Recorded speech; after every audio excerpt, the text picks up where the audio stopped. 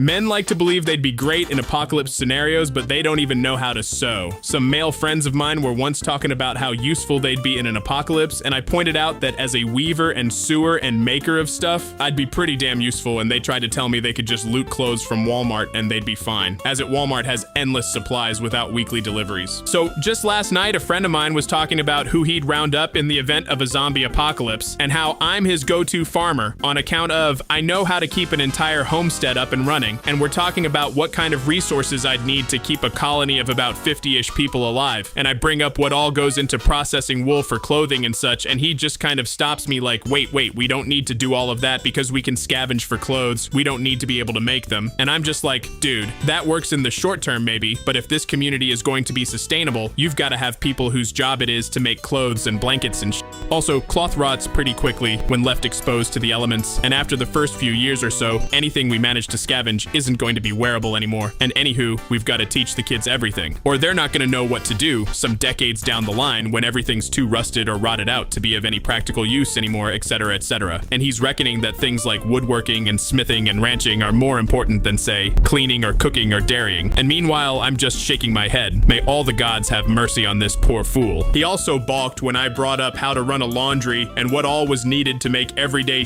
like soap and toothpaste. Like, dude, you think this is going to be all about hunting and scavenging and being neato manly man drifters like in The Walking Dead? Let me teach you a thing about keeping a village alive and healthy for more than a week, man. Most of it is you keep thinking is non-essential on account of it being women's work or simple chores that are actually pretty labor-intensive and take time, training, knowledge, and practice to do successfully, let alone well, and are 100% absolutely necessary work in order for you to have any reasonable good quality of life after the world ends.